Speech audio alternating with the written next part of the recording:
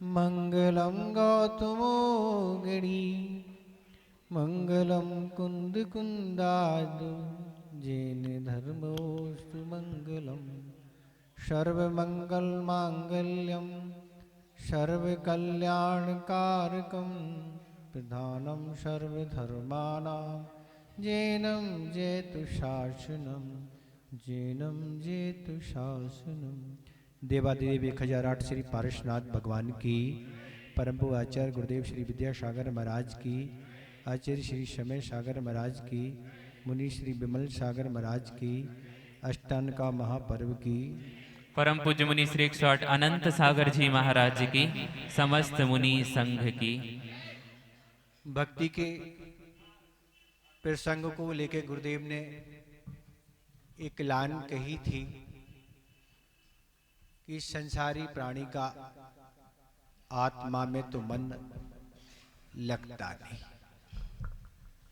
भक्ति ही एक ऐसा सरल उपाय है जिससे कर्मों का क्षय होता है। चूंकि आचार्य सुखचंद महाराज ने 11 में ऐसा उल्लेख किया कि गृहस्थों को आत्मा का ध्यान नहीं होता, वह तो साधुओं को होता है, पर कर्मों को क्षय करने के लिए ऐसी भक्ति का उल्लेख आचार्य ने किया है। तो इसी बात को लेकर आचार्य महाराज ने कहा था कि भक्ति एक बहुत सरल उपाय है जिससे कर्मों का क्षय हुआ करता है, और बिना कर्म क्षय के न तो किसी को मुक्ति हुई है और न कभी होने वाली है। तो ऐसी भक्ति में आप लोग लीन हैं। अगर ऐसे अवसर आप लोगों को प्रदान ना हो या आप ऐसे अवसरों में भाग ना लें तो आखिर होता ही क्या है? हमारा समय अन्य अन्य पाप व विषय कषायों में भी ही समय व्यतीत होता है।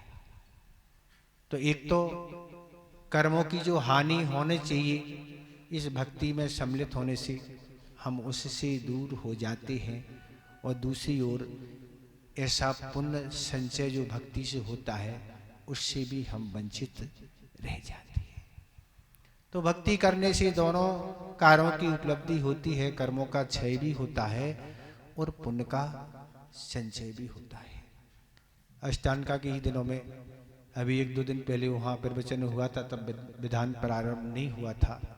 तब हमने यही कहा था कि गुरुदेव हमेशा यही कहते थे कि ऐसी भक्ति या धार्मिक अनुष्ठान में कार्य करने से ऐसे पुण्य का संचय होता है कि वह पुण्य कभी पीछा नहीं छोड़ता। व्यक्ति जहां जाता है वह पुण्य साथ में जाता है और पुण्य के माध्यम से उसको सारी अनुकूलता बनती चली जाती है। तो ठीक विपरीत स्थिति वह भी होती है कि व्यक्ति जब अच्छे कार्य नहीं करके बुरे कार्य करता है तो पाप संचय करता है, तो पाप भी उसका पीछा नहीं छोड़ता। चूंकि आचार्य वादीराज महाराज ने एक ही भाव स्तुति में लिखा है कि कर्मों की स्थिति ऐसी होती है कि संसारी प्राणी बंद एक बार उस कर्म का करता है, पर फल भवों भवों तक मिलता रहता है। जिस तरह बैंक में आप एक साथ काफी राशि जमा कर दें, उसको बार बार आप निकालते रहते हैं। मोबाइल में बैलेंस आप कई माह का डला सकते हैं, पर खर्च तो क्रम से एक एक दिन का होता है। इसी तरह कर्मों की स्थितियां होती हैं। अगर पाप कर्म का एक बार भी बंद कर ही लिया तो कुछ कर्मों की स्थिति ऐसी होती है जो एक भाव नहीं अनेक भाव में उनका उदय चलता है। इसलिए आचार्य ने संकेत और सचेत किया है कि सावधान, जिस समय इस तरह से कर्मों के उदय में ऐसे भाव हो जाए करते हैं उनमें सावधान होने के लिए आचार्य ने कहा है। तो ऐसी स्थिति में हमेशा बचना चाहिए। ऐसे प्रसंग आते हैं जिससे हम ऐसे निधत्ती और निकाचित कर्मों का बंध ना हो जाए। तो ऐसी सारी स्थितियां होती हैं जो भक्ति से सारे कर्म निर्जीत हो जाते हैं। श्रीपाल का तो ऐसा निकाचित ही कर्म था। कैसा उसका उदय था, पर मैना सुंदरी और श्रीपाल दोनों ने ऐसी निस्वार्थ भाव से प्रभु की सिद्ध भगवान की आराधना की कि वह निकाचित कर्म भी समाप्त हो गया। ऐसी प्रसंग को लेकर एक पात्र हम आपके सामने ला रहे हैं, जिसका जन्म अदर कुल में हुआ। इतना पुण्य नहीं था कि उसका जन्म जैन कुल में हो सके, पर वह अदर कुल में जब जन्म हुआ, वह कन्या विवाह के योग जब हो गई तो उसी के अनुरूप उसका विवाह भी उसी कुल में हो गया। पर वह जब विवाहित हो गई, उसने जब जैन धर्म की विशेषताएं देखी कि जैन धर्म बड़ा विशाल है, इसमें इसकी क्रियाएं और सारी की सारी अच्छाई है, तब उसने अपने धर्म को छोड़कर अदर धर्म को छोड़ के जैन धर्म को अंगीकार कर लिया और जैन धर्म के अनुसार ही सारी पूजन पाठ जो कुछ होता था वही करती थी। और धीरे धीरे पति को भी जैन धर्म की विशेषताएं बता के पति को भी जैन धर्म का अनुयायी बना लिया। दोनों पति पत्नी अब जैन बन गए, जैन धर्म के अनुसार ही सारी क्रिया करते थे।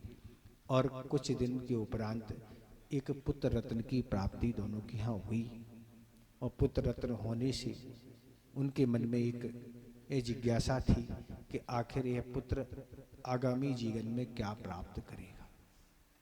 तब जोशी के पास जाके जिस दिन जिस 12 आदि को वर्ष आदि को लेके जन्म हुआ था, जाके जोशी से बताया कि इस दिन हमारे यहाँ इस बालक का जन्म हुआ, इसकी आप कुंडली तैयार कर दें। जब सारी चीजें उस जोशी ने देखी तो जोशी ने यही बताया, तुम्हारे यहाँ जो पुत्र रत्न हुआ है वह आगामी समय में त्रिलोक पूज्य होगा। उसकी पूजा तीनों लोक करेंगे, अर्थात समस्त दुनिया के लोग उसकी पूजा अर्चना करेंगे। पति पत्नी को काफी प्रसन्नता हुई कि ऐसा ही बालक हमारे यहाँ जन्म लिया, हम बड़े भाग्यशाली हैं। जैन तो दोनों थे ही, पुत्र को भी जैन धर्म के संस्कार देना प्रारंभ कर दिए।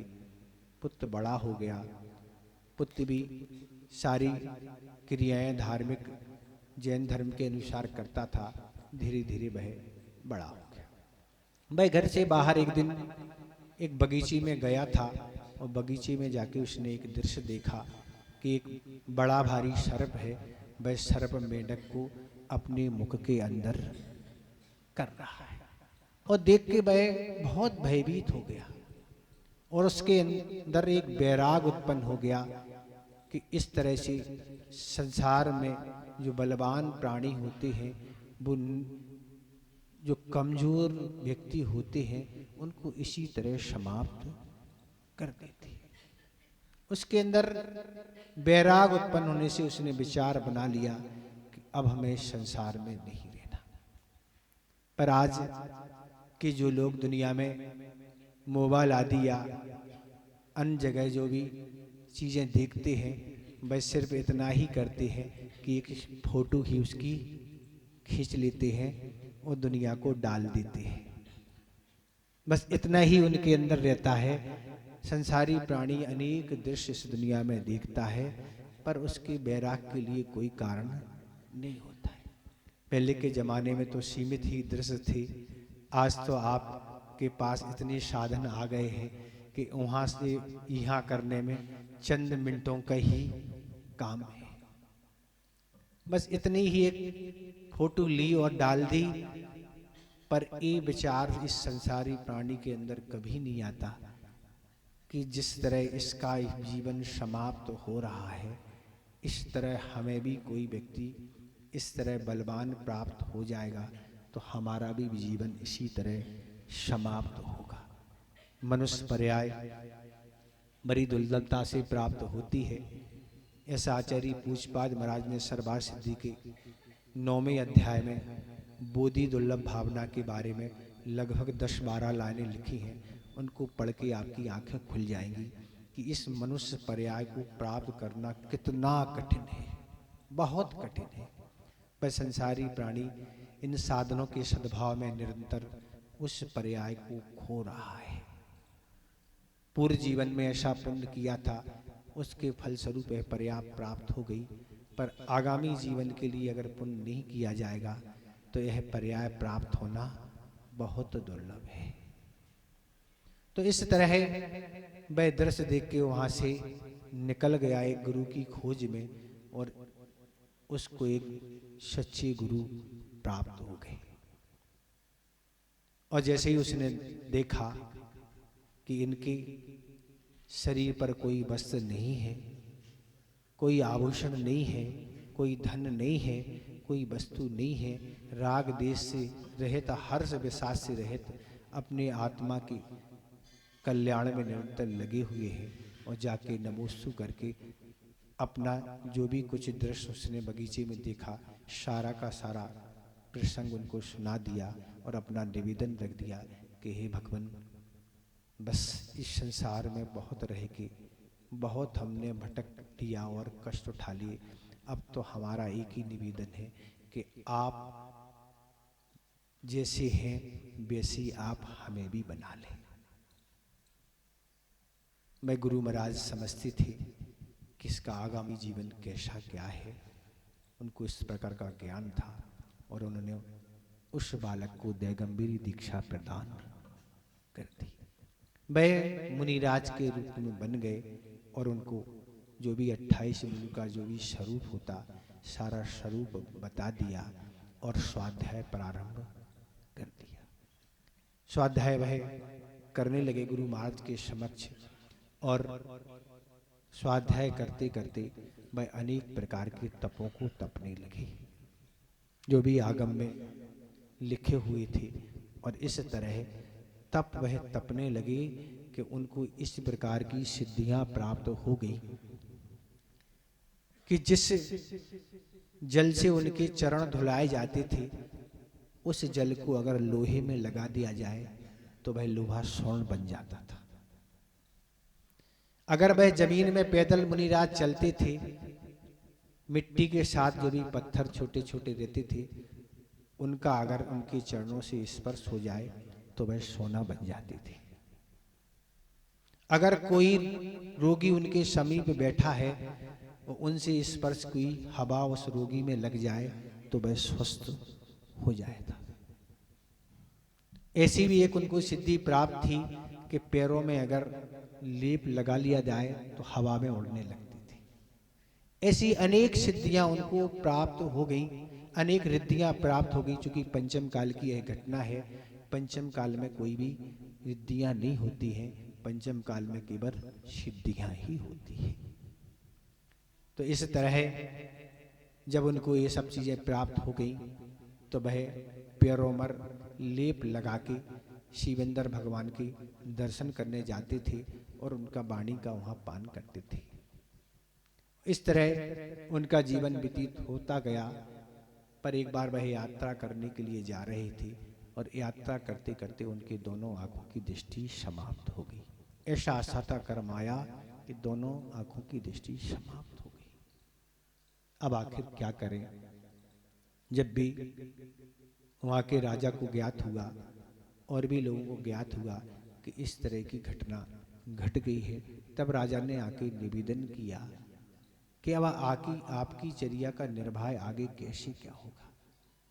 समाधि लेने के लिए आंखों की आवश्यकता है, क्योंकि बिना उसके हमारे जो मूल गुण हैं उनका पालन नहीं हो सकता, जीव दया नहीं हो सकती। तो इस तरह भी आहार लेना आदि कार्य नहीं हो सकता। राजा ने निवेदन किया, पर वो कहते नहीं, हमें किसी वैद्य की आवश्यकता नहीं, हमें प्रभु की भक्ति पर ऐसा विश्वास है कि हमारी खोई हुई जो आंखों की ज्योति है वह पुनः वापस आ जाएगी। और समीप में ही शांतिनाल भगवान का जनालय था। वह वहाँ भगवान के समक्ष पहुँची और पहुँच के भगवान को नमोस्तु करके यही बोला, भगवान इन आँखों से आपका दर्शन हमें नहीं हो रहा। बस भगवान ऐसा कार्य हो जाए। उन्होंने एक शांति भक्ति है वह लिखना प्रारंभ कर दी, मन ही मन बनाना प्रारंभ कर दी। कागज कलम की तो वहाँ कोई व्यवस्था थी नहीं। पूर्व में आचार्य ने जो ग्रंथ लिखे हैं वह सब बिना पेन कागज और कोश, इतनी उनकी स्मृति थी, उतना क्षयोक्षम था कि कोई लिखने की आवश्यकता नहीं, मन ही मन पूरा ग्रंथ बना देते थे। ऐसे बुद्धिशाली पूर्व में आचार्य हुए। निरंतर क्षयोक्षम घटते घटते हम आपकी स्थिति क्या आ गई है कि 1 मिनट क्या 1 घंटे में हम भूल जाते, सुनते ही सुनते भूल जाते हैं। पर आचार्यों की क्या स्थिति है। गणधर परमेष्टि हुआ करते हैं। जब तीर्थंकर प्रभु की वाणी खिरती है तो वह सुन के अंतर्मूर्त के अंदर पूरे द्वादशांग की रचना कर देते। कितना 48 मिनट से पहले पूरे द्वादशांग को बना देते। कब? अपने मन में ही बना देते, कोई पेन कागज की जरूरत नहीं रहती है। ऐसे क्षयोक्षम के धनी गणधर परमेष्टि हुआ करते। और जाके उन्होंने शांति भक्ति करना प्रारंभ की और करते करते ही जब प्रसन्नाम दृष्टाम कुरु ऐसा जैसे बाक बोला भरती समय दोनों आंखों की दृष्टि पुनः वापस आती। ऐसे थे आचार्य पूज्यपाद महाराज जिन्होंने तत्वार सूत्र की प्रथम टीका सर्वार सिद्धि लिखी और भी अनेक उनके ग्रंथ हैं। इष्टोपदेश, समाधि तंत्र, सिद्ध परियोस्तेत, 10 भक्तियाँ और भी उनकी रचना है। वैदिक शास्त्र, जैनेन्द्र व्याकरण, सारी रचना उनके द्वारा ही है। व्याकरण में तो उनका कोई तोड़ नहीं। लोग बताते आचार्य ने जो भी रचना की जैनेन्द्र व्याकरण पढ़ के ही ग्रंथों की रचना की। संस्कृत का सीखने की एक विधि है, वह है जैनेन्द्र व्याकरण। उसके माध्यम से संस्कृत कैसे सीखी जाती है व्याकरण के लिए। तो ऐसे आचार्य पूज्यपाद महाराज प्रभु की भक्ति करके क्या हो गए, वह अशाता कर्म से जो उनको विपत्ति आई थी, आंखों की दृष्टि समाप्त हो गई, वह पुनः वापस आ गई। तो ये भक्ति कोई छोटा रूप नहीं है। भक्ति अगर कोई मांग नहीं की जाए और सावधानी पूर्वक मन वचन काय से की जाए तो बहुत कर्मों का क्षय करके बहुत पुण्य संचय किया जाता है। कोई छोटी चीज नहीं। बड़े बड़े आचार्यों ने भी भक्ति की है। आचार्य कुंद महाराज ने 10 भक्तियां रची हैं और भी गृहस्थों के भी बहुत सारे प्रसंग आगम में आते हैं, कथाएं आते हैं। उनके माध्यम से हम बहुत कुछ प्राप्त कर सकते। और अष्टांग का पर्व वैसे ही चल रहे। सावन दिनों में जो फल इस भक्ति करने का मिलता है, पर पर्वों में विशेष फल और प्राप्त होता है। तो इस समय तो आपका काफ़ी हो रहा है। आपको आगे भी यात्रा आर्गों की करना है। ज़्यादा कुछ आपको बताना नहीं है, बस संक्षेप में तो हम यही बताते हैं जो भी अवसर आपको प्राप्त हुए हैं उत्साह पूर्वक उन सिद्ध प्रभु की आप आराधना करिए। वह आगामी जीवन के लिए आप कलेवा का संचय कर रहे हैं। आचार्य महाराज यही कहते थे कि जब भी कोई व्यक्ति जाता है यात्रा पे तो भोजन करने के बाद साथ में कलेवा भी रख लेता है। उस समय भोजन का समय होता है, उसको खोला और कर लिया। कोई होटल की जरूरत नहीं। अब सारे सिस्टम महाराज बदल चुके हैं। अब तो पैसा रखने की भी कोई जरूरत नहीं, भोजन की तो कोई जरूरत है ही नहीं। पर इससे हम धर्म से दूर होते चले जा रहे हैं, अहिंसा से दूर होते चले जा रहे हैं और धन का भी अपव्यय निरंतर हो रहा है। तो इसी तरह आचार्य महाराज कहते थे, इसी तरह पुण्य रूपी कलेवा को आप बांध के रख लो। इस पर्याय में जो आगामी काल में वह पुण्य काम में आएगा। इतना ही हम पर्याप्त समझते हैं। अहिंसा परमो धर्म की। परम पूज्य मुनि श्री 108 अनंत सागर जी मुनि महाराज की, समस्त मुनि संघ की जय। 17 नवंबर रविवार को प्रातः 8 बजे परम पूज्य आचार्य श्री विद्यासागर जी महामुनिराज का 52वां आचार्य पदारोहण महोत्सव यहीं इसी स्थान पर मनाया जाएगा और 52 थाली में पूजन सामग्री अलग अलग अर्पण की जाएगी। और एक और सूचना सुन लें, कल आपको बता दिया था खिमलासा में 9 से 12 दिसंबर तक पंच कल्याण